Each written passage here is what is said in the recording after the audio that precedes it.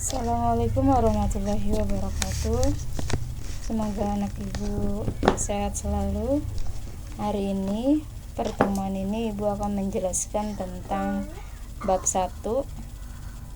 Bab 1 itu berisi tentang kelompok sosial di masyarakat. Tujuan pembelajaran kalian mempelajari ini adalah yang pertama, mendeskripsikan dasar-dasar pembentukan kelompok sosial. Karena dari materi esensial yang sudah dirangkum oleh MGMP seperti ini. Jadi yang pertama, KD 3.1 adalah memahami pengelompokan sosial di masyarakat dari sudut pandang dan pendekatan sosiologis. Yang pertama adalah terjadinya kelompok sosial. Maka untuk pertemuan yang ini adalah kamu diminta untuk mendeskripsikan dasar-dasar pembentukan kelompok sosial. Oke, dasar pembentukan kelompok sosial sebelum kita mulai ke kelompok. Sebelum terjadinya kelompok, pertama ada individu. Individu itu adalah satu orang. Kelompok adalah gabungan dari beberapa individu, dan masyarakat adalah gabungan dari kelompok. Dan kelompok sosial beda dengan kelompok. Kalau kelompok itu misalnya satu orang tambah dua orang itu bisa disebut kelompok. Tapi kalau dia ditambah sosial, berarti ada sesuatu di dalamnya. Inilah pengertian kelompok sosial. Kelompok sosial adalah kumpulan individu yang memiliki hubungan dan saling berinteraksi sehingga mengakibatkan tumbuhnya rasa kebersamaan dan rasa memiliki, misalnya anggota pramuka, dan dia direstui oleh legalitas tertentu. Jadi ada kumpulan individu, dan kumpulan individu itu saling berinteraksi, dia punya tujuan, kemudian ada rasa kebersamaan dan rasa memiliki. Itu yang disebut kelompok sosial, beda dengan kelompok aja. Yang ketiga adalah proses pembentukan kelompok sosial. Nah, apa sih manusia atau individu harus berkelompok? Karena pada hakikatnya manusia adalah makhluk yang secara kodrat itu dia tidak bisa hidup tanpa orang lain. Jadi misalnya kamu bisa nggak tinggal di hutan sendirian tanpa ada orang, cuma ada tumbuhan, ada hewan, apakah kamu bisa hidup? Itu nggak bisa. Semua orang pasti butuh orang lain. Maka dari itulah yang menyebabkan seseorang itu berkelompok. Dalam kita berkeluarga aja kita berkelompok.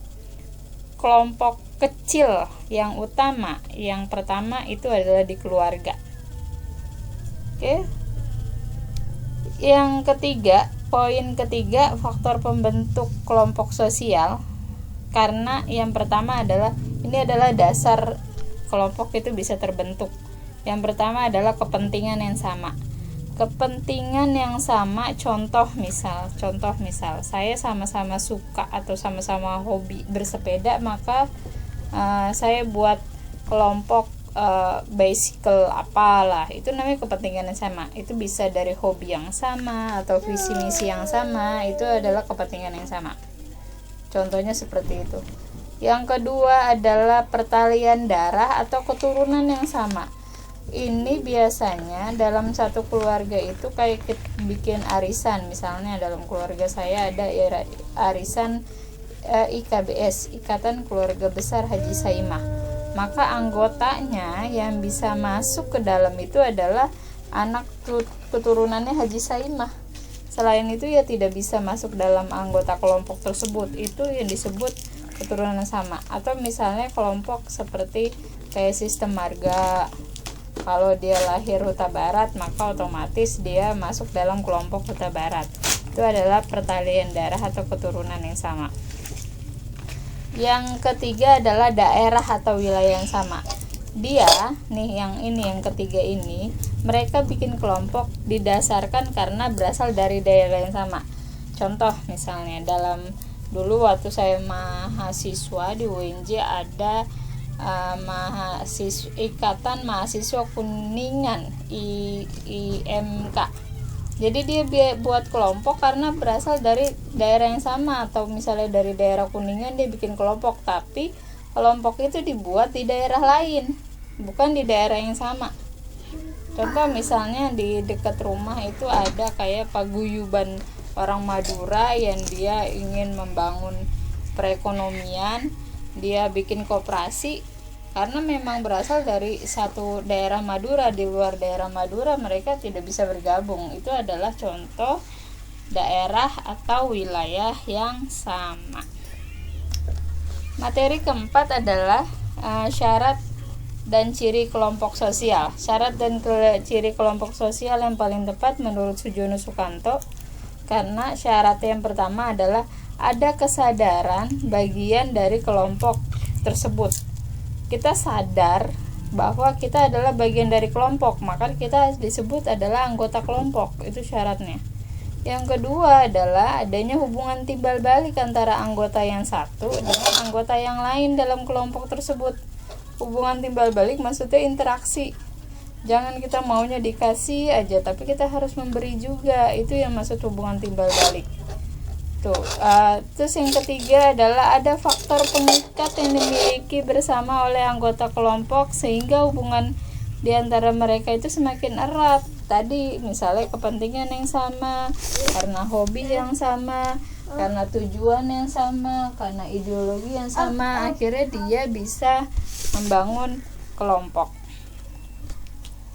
Oke, materi ke 1, 2, 3, 4, 5, 6. Ini adalah ciri-ciri kelompok nyata. Kelompok sosial adalah suatu kesatuan yang nyata, istilahnya kelompoknya itu bisa dilihat, ada nyata, ada namanya, jelas. Itu ciri yang pertama. Terus kemudian ciri yang kedua adalah anggota kelompok memiliki rasa kepentingan yang sama dan mempertahankan nilai-nilai hidup yang sama. Yang ketiga adalah memiliki struktur sosial. Struktur sosial maksudnya dalam satu kelompok pasti ada yang menempati posisi sebagai ketua, sebagai bendahara, sebagai sekretaris, sebagai apa. Dia punya tugas dan kewajiban masing-masing. Terus setelah dia punya struktur atau susunan, dia punya peranan yang beda. Ketua peranannya beda pasti sama anggota, beda sama bendahara. Dan yang kelima, ciri yang kelima adalah tiap kelompok sosial memiliki norma atau kelakuan. Dia ada norma, ada peraturan. Misalnya saya mau ikut kelompok bicycle, maka syaratnya adalah saya harus punya bicycle. Misalnya saya ingin masuk kelompok partai politik A, maka saya harus mengikuti aturan-aturan yang ada di kelompok tersebut. Itu adalah ciri kelompok. Oke, pertemuan. Untuk yang slide 7 ini adalah tugas yang harus kamu kerjakan dalam pertemuan ini. Tugas yang pertama adalah jelaskan mengapa setiap individu memiliki harsat sosial. Harsat sosial itu sama kayak di atas. Kenapa individu tidak bisa hidup sendiri? Saya mau kamu menggunakan bahasamu sendiri dalam menjawab pertanyaan. Terus yang kedua adalah buatlah contoh faktor pembentukan kelompok menurut kepentingan yang sama, keturunan yang sama, dan daerah yang sama. Jangan sama dengan apa yang tadi saya sebutkan ya. Terus yang ketiga, adakah kamu memiliki kelompok sosial? Ibu yakin kamu pasti punya kelompok sosial. Dan kemudian jelaskan nama kelompoknya apa, misalnya geng tabok gitu. Oke, paham sampai sini? Kalau ada pertanyaan silakan share di classroom.